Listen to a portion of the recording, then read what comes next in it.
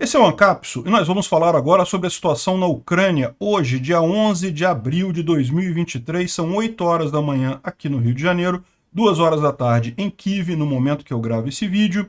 E eu decidi não comentar mais nada sobre a minha viagem. Algumas pessoas apontaram que eu estava dando detalhes demais, que pode ser algo arriscado. Eu não acho que seja tanto risco assim, afinal eu não sou uma pessoa tão importante assim, o tempo todo está indo jornalista lá na Ucrânia. Enfim, não acho que faça uma diferença danada, mas é melhor mesmo deixar para conversar essas coisas no final. Então, saibam apenas que a viagem está confirmada, as passagens estão todas compradas, trem, hotel em Kiev, tudo marcado. Então, aguardem aí, em breve a gente vai ter alguns vídeos bem bacanas lá da Ucrânia, né? Bom, o Pentágono confirmou que documentos foram vazados, ou seja, que são autênticos. Vocês lembram, a gente falou alguns dias atrás, já tem quase uma semana isso, mas na verdade esses documentos vazaram no início de março, né? Só que só apareceram agora na internet no final, agora no início de abril, e havia dúvida, até aqui não havia sido confirmado que eram documentos oficiais realmente vazados. A gente já se desconfiava, né? Eu falei nos últimos vídeos que pelo jeito como eles estavam tratando a coisa, muito provavelmente eram documentos autênticos, e de fato hoje eles confirmaram que sim, que eram documentos autênticos, né? Bom, vale lembrar que o vazamento aconteceu lá nos Estados Unidos e que a versão correta do documento vazado diz que tinham só 17,5 mil mortes ucranianas estimadas e 43,5 mil mortes russas estimadas nessa guerra, né? O número está só colocado ali, não tem uma metodologia como é que eles consideram isso, então não dá para saber exatamente, mas o ponto aqui é avisar, porque o pessoal russo fez uma adulteração nesse documento e tem uma versão photoshopada circulando por aí mostrando 70 mil mortes, 71 mil mortes ucranianas e coisa e tal, mas essa versão é a versão com Photoshop, né? A versão real dá 17 mil mortes ucranianas e 43 mil mortes russas, né? Bom, o que muda com esse vazamento sendo algo autêntico, né? Bom, a gente viu que realmente teve algumas informações ali que os ucranianos não gostaram que tivessem vazado, ficou estranho, tiveram até que mudar planejamento e coisa e tal. Mas, por outro lado, as informações que tem sobre a Rússia ali são muito piores, são muito mais sensíveis, né? Mostram realmente que os Estados Unidos têm acesso a altos oficiais lá dentro da linha de comando russa. Então, na verdade, o fato de ter confirmado que isso é verdadeiro é muito pior para os russos do que para os ucranianos. E os ucranianos, de ontem para hoje, derrubaram 2 helicópteros russos, um Mi-24 e um Ka-52, próximo de Avdiivka, e além disso também bombardearam com HIMARS o centro de controle russo ali em Marinka, né, com muitas mortes russas, felizmente. Em Bakhmut, os ucranianos retomaram uma pequena área que havia sido tomada pelos russos no sul da cidade, próximo ali ao avião, e enquanto isso os russos avançaram também um pouquinho ali no centro da cidade. Ou seja, de forma geral, não tem nenhuma mudança de ontem para hoje. Houve uma grande troca de prisioneiros em que mais de 100 ucranianos foram retornados para suas famílias na Ucrânia. Excelente notícia isso, muitos que estavam lá em Azovstal ainda, aquele pessoal desde então, né? E o governo russo decidiu proibir russos de sair do país se eles tiverem sido chamados para mobilização, que não existe. O governo fala que não tem mobilização, mas que se você receber um aviso de mobilização, você não pode sair do país. Vamos falar sobre esses e outros assuntos em detalhes. Essas notícias foram sugeridas por Camarão, Observador ANCAP e várias outras pessoas. Obrigado aí ao pessoal que sugeriu a notícia. Obrigado a você que está assistindo o nosso vídeo. Se você gosta do nosso conteúdo, por favor, deixe o seu like e se inscreva aqui no canal, né? O Pentágono confirmou o vazamento de documentos classificados, né? Aquilo que eu falei para vocês não chegou a ser uma surpresa para ninguém, porque do jeito que eles estavam tratando a coisa nos últimos dias, dava a entender mesmo que era algo sério. Se fosse meramente falsificação totalmente sem sentido, não faria diferença isso, eles não levariam tão a sério esse negócio, né? Eles estão investigando ainda a origem do vazamento, como é que foi vazado isso. É um conjunto de mais de 100 documentos até aqui que eles identificaram, e eu quero chamar a atenção para você que muita gente está espalhando a ideia de que teria sido algum aliado da OTAN, ou até a própria Ucrânia que teria vazado a informação. Mas não, isso seria impossível. Por quê? Porque existem alguns documentos classificados ali que são classificados apenas para agências nos Estados Unidos. Não pode nem mandar esse documento para outros países. Então, Como vazaram esses documentos, isso significa que o foco foi realmente lá nos Estados Unidos. Onde aconteceu isso foi nos Estados Unidos. Tem gente apontando por uma possível briga de democratas com republicanos e coisa e tal, alguns apontando o dedo até para a comissão lá da Câmara de Assuntos de Informação e coisa e tal, de defesa. Eu não acredito, esse tipo de documento secreto, isso não vai nem para o Congresso no final das contas. Mas enfim, vamos ver o que eles descobrem aqui em termos de onde é que surgiu esse vazamento, né? E como eu falei para vocês, embora tenha algumas coisas ali que são ruins para a Ucrânia, a gente falou sobre isso no último vídeo, né? Os ucranianos tiveram até que mudar uma parte do planejamento aí da contraofensiva em função das informações que estavam ali. Embora para nós leigos olhar aquelas informações possa não indicar nada, para quem está ali no campo de batalha, eles sabem que o pessoal está botando o tanque Challenger nessa divisão aqui, nessa brigada aqui, então é porque essa brigada vai fazer não sei o que lá.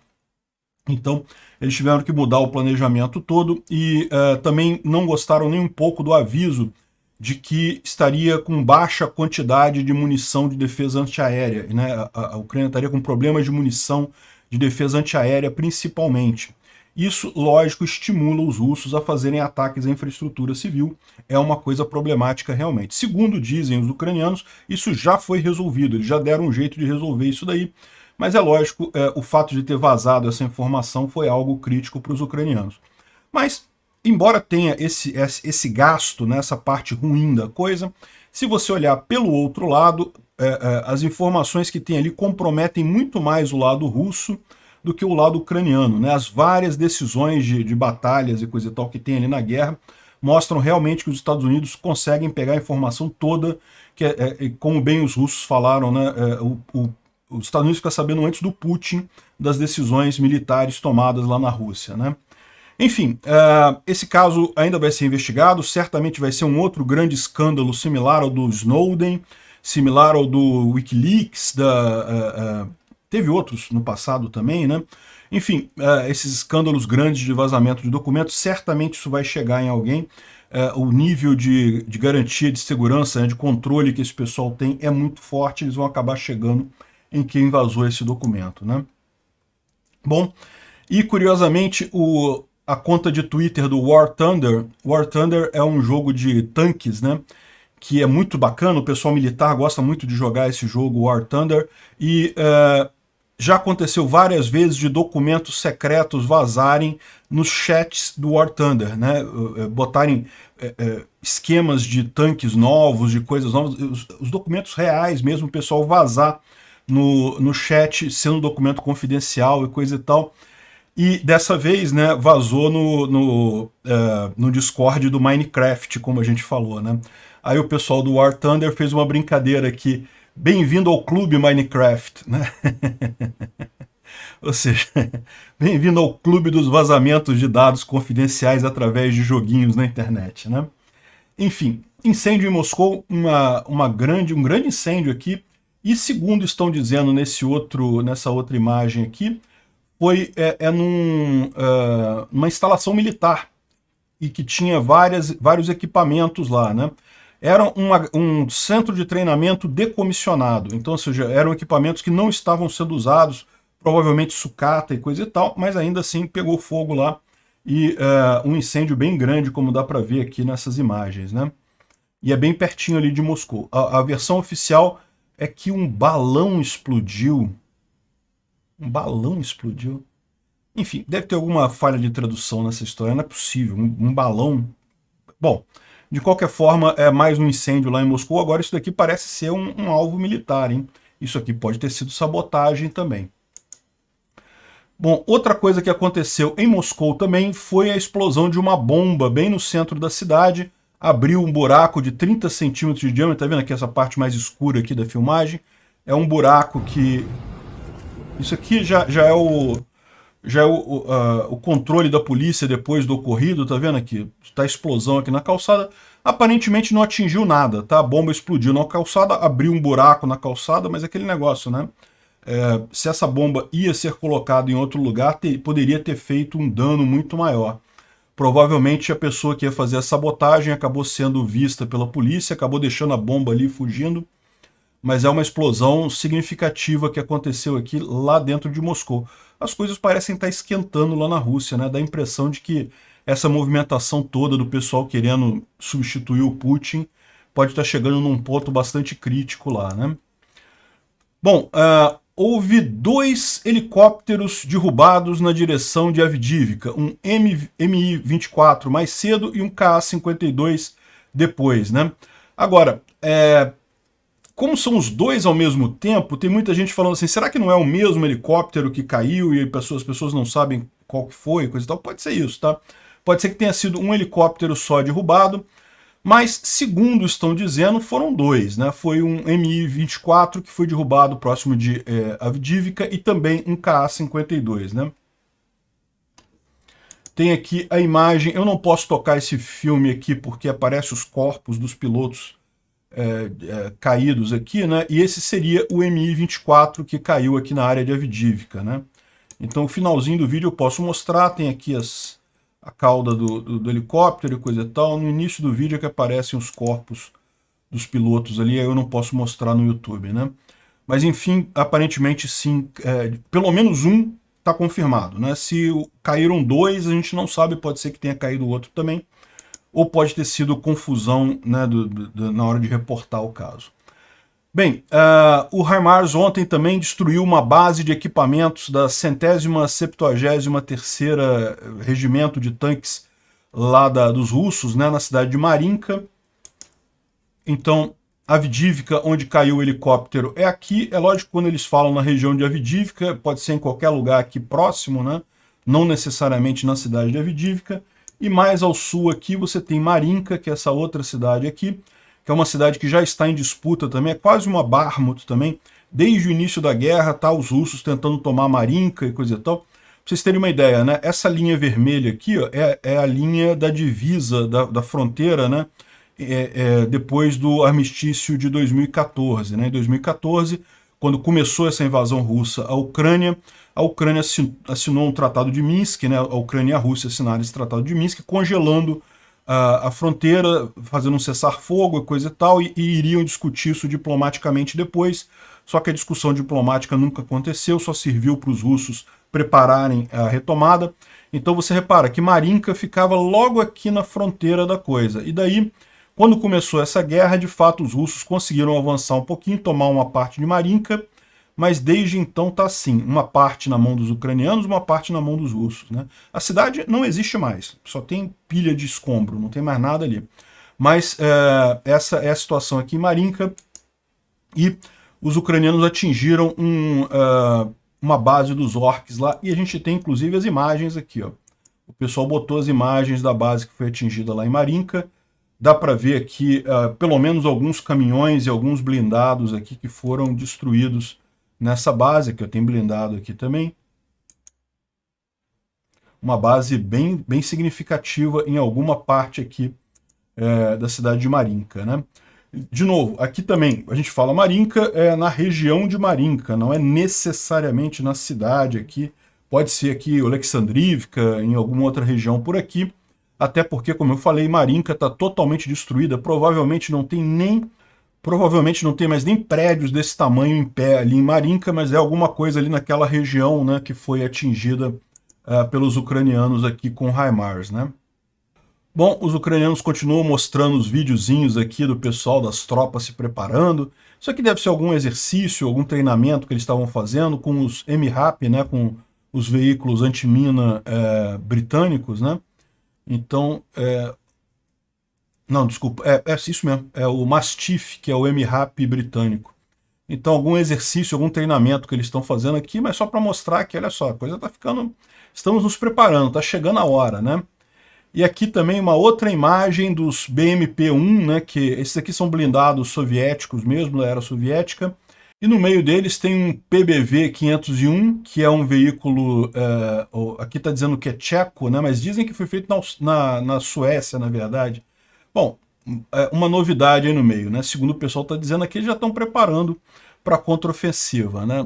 Pode ser que sim, pode ser que seja só a imagem mesmo para deixar os russos nervosos mais um pouquinho, mas a verdade é que está chegando a hora, né? Bom, e uma coisa que tem deixado os russos muito nervosos, a gente já está falando isso há alguns dias já, é a questão dos drones, né? Então parece que um canal pró-Kremlin, né, o Raibar é um blogueiro militar, na verdade, bastante...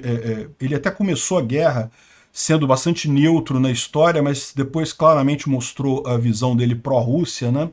E segundo ele está dizendo aqui, está muito preocupado porque os militares ucranianos estão integrando novas tecnologias dentro das operações de combate com drones, né? Então ele explica aqui como é que foi a evolução, que começou com os Mavics, o dronezinho baratinho da China, coisa e tal, e aí fez mais algumas coisas, e finalmente os drones FPV, First Person View, né, que é aquele drone que você bota um óculos, então você pilota ele como se você estivesse no drone, e ele a vantagem dele é que ele é muito rápido. O drone da Mavic, ou esses drones normais, comerciais que a gente chama, né, eles são lentozinhos, você pode andar e coisa e tal, então é fácil do inimigo ver o drone chegando, perceber que está chegando um drone e tentar derrubar ele ou fazer alguma coisa, ou se proteger, né? O FPV não, o FPV são drones de corrida, inclusive, então é muito rápido e não dá tempo do inimigo ver isso. Mas ele fala que tem mais um monte de coisa, que eles têm usado além do MPV, eles têm usado drones para correção de artilharia, enfim, um monte de coisa aqui que preocupa eles no fato de que os ucranianos estão muito mais avançados tecnicamente nessa área do que os russos, né? O ponto dele aqui, ele é um blogger russo, ele é favorável aos russos, então o que ele quer alertar é que os russos precisam investir nesse tipo de coisa. E ele fala também aqui que na região de Mariinsky, os drones foram usados em formação de enxame, né?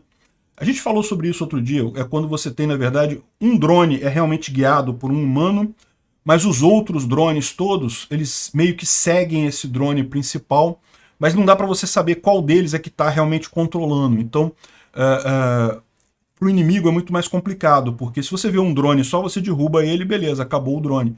Mas se vem 50 drones, como você vai saber qual que é o drone que está realmente comandando aquele enxame de drones para derrubar ele, né? E daí acaba derrubando outros drones que não são tão importantes assim, que são só auxiliares, e os drones principais acabam causando o dano ali, né? Então é a preocupação deles com essa tecnologia que os ucranianos têm sido muito mais ágeis em adotar isso daí. Bom, em Bakhmut a situação não teve nenhuma grande mudança de ontem para hoje. Vocês lembram que ontem o Noel falou aqui que os russos avançaram um pouquinho aqui ao sul, tomaram um quarteirão aqui, mas a gente vai ver que, segundo informações, os ucranianos recapturaram essa região, os russos não estão mais aqui. Tem outra informação que os russos teriam tomado um hotel aqui nessa região do norte aqui, um hotel que os ucranianos estavam usando como base, teria sido tomado pelos russos. Mas, de novo, esse tipo de coisa é muito dinâmico ali na hora, né? Uma hora um toma um pedaço, volta, faz contra-ataque, não dá para saber. A gente não tem confirmação ainda se realmente esse hotel aqui no norte foi tomado, mas de qualquer forma não houve nenhuma mudança significativa aqui, né? Aqui o Paystyle One falando aqui sobre o avanço ucraniano aqui na região do avião, né? Que é essa região aqui que o Noel está apontando que houve um avanço anteontem, né? Então ele está falando que os ucranianos retomaram essa região aqui. Agora, os russos avançaram um pouquinho aqui no centro. Então teve algum avanço russo aqui nessa região central aqui da cidade. Mas, via de regra, continua não mostrando nenhuma mudança significativa, né? Outra coisa que ele fala aqui é que os russos transferiram para Bakhmut mais reforços ontem. Foi a segunda vez na semana que eles transferiram reforços para Bakhmut. Eles estão realmente decididos a tomar a cidade antes de 16 de abril, né? Tá difícil, porque como você pode ver, ainda tem uma boa área aqui a ser tomada, e essa área aqui são prédios altos, tá vendo? São prédios grandes que os ucranianos certamente vão se encastelar aqui.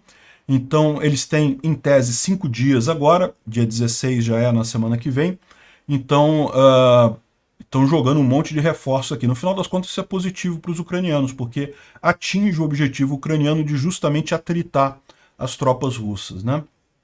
Bom, além disso, teve uma outra região em que teve algum avanço russo aqui, ou tentativa de avanço russo, que foi em Sako Ivantset, um vilarejozinho aqui próximo a Bakhmut, Deixa eu mostrar no mapa aqui, fica mais fácil de ver.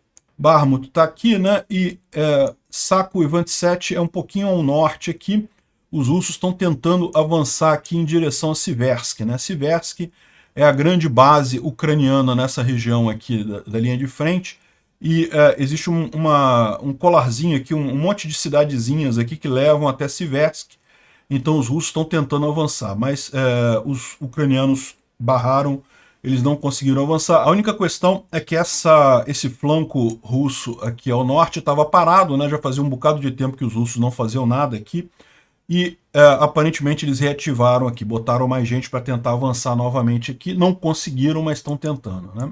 E bom, infelizmente o coelhinho foi abatido, né? Esse caso desse tanque aqui, circulou esse vídeo aqui nos últimos dias.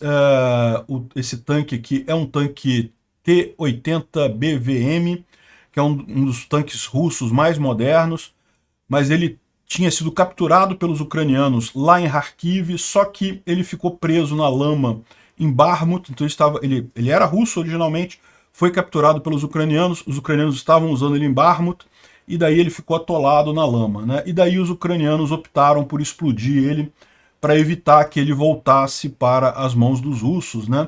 Como lá em Bakhmut a situação está muito fluida ali, como eles não conseguiram tirar ele do lugar, acabaram explodindo. Então, ao contrário do que tem gente dizendo, tem gente falando que seria os russos explodindo o tanque. Não, não foram os russos que explodiram, foram os próprios ucranianos, quando eles perceberam que não conseguiam tirar o tanque dali, eles fizeram a explosão, tá vendo? Ele ficou preso na lama ali em Bakhmut. Aí seria muito arriscado dos russos tomarem, os ucranianos não iam conseguir tirar ele, preferiram destruir o tanque. É uma pena. Ele tinha até apelido, chamado de Coelhinho, Bunny. Né? Tá aqui, isso aqui foi quando ele foi tomado lá pelos ucranianos. Essas marcas aqui foram feitas pelos ucranianos. Cada vez que ele destruía um tanque russo, botavam uma marca aqui. Então dá para ver que é um tanque que teve muito sucesso realmente, destruindo os tanques dos próprios russos, né? Aqui foi quando ele foi tomado lá em Kharkiv.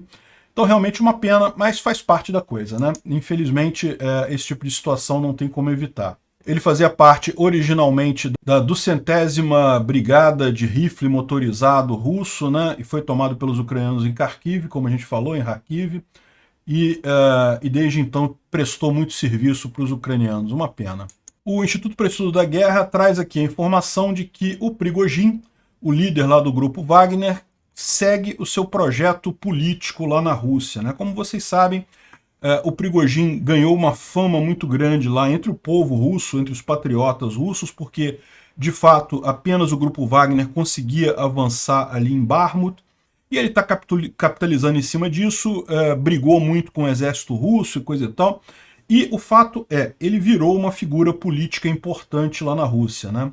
Ele era visto como um cara totalmente subalterno ao Putin, era o cozinheiro do Putin, literalmente isso, e agora ele está sendo visto como uma alternativa ao Putin.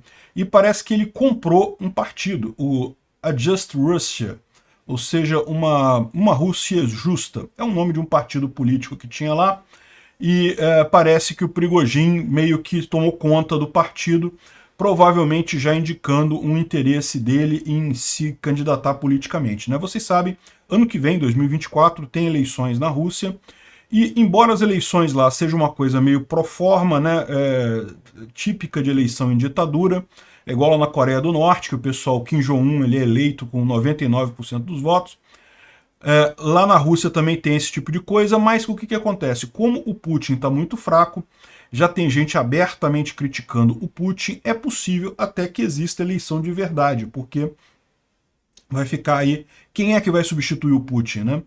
Vamos ver aqui, isso por outro lado é positivo para a Ucrânia e para o resto do mundo, porque isso enfraquece cada vez mais o Putin. Quando você tem um poder sem previsão de você abrir mão desse poder, você na verdade tem muito mais poder do que quando você é presidente, como o Putin ele tem o poder sobre a Rússia, como ele tem mesmo nesse momento, mas pode ser que ano que vem ele não tenha mais. O pessoal já começa a tratar de outra forma esse tipo de situação, né? Uma parte dos membros do partido saíram dele porque não aceitavam o Prigozhin como líder dentro do partido, mas isso daí não quer dizer muita coisa, né? O Ministério das Relações Exteriores russos respondeu ao Prigozhin, porque o Prigozhin tinha feito críticas sobre a atuação russa no Conselho de Segurança da ONU. Vocês sabem, o Conselho de Segurança da ONU, a presidência dele ela é rotativa, então fica com um país por mês, e por um acaso, agora, esse mês de abril, essa presidência está nas mãos dos russos, né? Então os russos estão presidindo o Conselho de Segurança da ONU. Isso não quer dizer muita coisa, porque, na verdade, qualquer decisão que ele tome teria que ser votada pelo comitê inteiro, e o comitê inteiro não vai fazer nada, não vai alterar nada. Mas, de qualquer forma, o Prigozhin queria que esse pessoal fosse mais ativo, que lançasse investigação contra os ucranianos e coisa e tal, fizesse um monte de tentativas de ataques diplomáticos contra os ucranianos, e os russos, aparentemente, pelo menos até aqui, não fizeram nada, né? Então, o Prigozhin estava criticando essa postura, não só com relação à Ucrânia, mas também com relação à África, né? Lembra, o grupo Wagner tem muitos interesses na África, é uma das grandes fontes de riqueza do grupo Wagner, é a exploração de minerais na República Centro-Africana e outros países ali na África. Então, ele queria que estivesse usando isso mais ativamente, né? Bom, o fato é que continua essa briga entre o Prigozhin e o Ministério da Defesa russo, né? Bom, está circulando um vídeo mostrando esse avião americano dizendo que ele teria o US Navy P-8 Poseidon, estaria fazendo patrulha sobre o Mar Negro, e o jato russo interceptou ele e obrigou ele a sair da área, ordenou ele para sair da área e coisa e tal. Está circulando esse vídeo por aqui. E só para avisar, isso é uma filmagem antiga, não aconteceu agora, não tem nada a ver. Estão querendo fazer, tentando cantar de galo, dizendo que a Rússia consegue expulsar avião americano do Mar Negro, mas a verdade é que os Estados Unidos e a OTAN só usam o Mar Negro nas áreas internacionais, então não tem como a Rússia expulsar ninguém de lá, né? Então, tá só para avisar que é fake news se alguém se esbarrar com isso por aí, né? Bom, outra coisa que aconteceu foi vocês sabem, a gente está chegando perto do dia do afundamento do Moskva, né?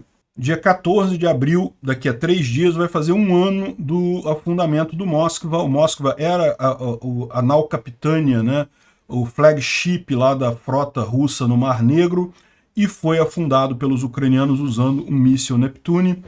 E, lógico, vai ter muita comemoração daqui a 3 dias, quando for o aniversário.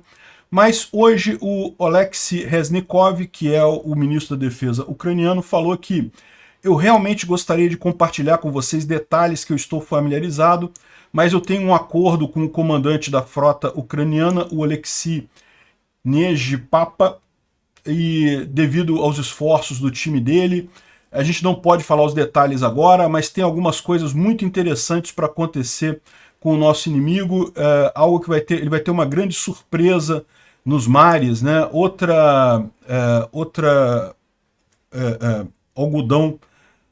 Algodão é como eles chamam as nuvens de explosão, né? Então, algodão relacionado aos navios deles. Só estamos esperando o momento correto para repetir essa história. Ou seja, ele não disse nada, né? Ele tá certamente cutucando os russos aqui. Não falou nada de útil aqui, só que tem alguma surpresa aí no Mar Negro, né? É legal, que bom que se acontecer isso, né? Que bom, pode não ser necessariamente derrubar um navio, né? Por exemplo, o pessoal russo está realmente preocupado com a Crimeia. Aqui tem uma reportagem da Sapo, né, que é uma mídia portuguesa, falando sobre as preparações de trincheira na Ucrânia. A quantidade de trincheira é realmente impressionante, muita coisa mesmo que eles têm feito lá em termos de preparação para uma invasão da Crimeia, o que deixa claro que eles realmente veem essa possibilidade, né? Ao contrário do início da guerra. No início da guerra tinha muito pouca coisa. Agora, o Tatarigami, ele está trazendo aqui para a gente exatamente qual é algumas das formas de você contornar esse tipo de barreira que os russos fizeram, né? Eles fizeram várias barreiras, tanto ali em Zaporísia quanto também na Crimeia, que justamente consiste dessa mesma coisa. É uma fileira de dente de dragão, né, que são aquelas pirâmidezinhas para atrapalhar os tanques. Isso tudo fica numa área minada, então você coloca minas aqui também. Se os tanques passarem pelos dragões, pelo dente de dragão, ele cai na mina. Aí depois você tem a trincheira aqui, tem locais para comando e recuo e coisa e tal. E finalmente você tem a trincheira antitanque, né, que é uma espécie de trincheira, mas muito maior. O objetivo dela não é proteger soldado, é o tanque cair nela e não conseguir passar por ela.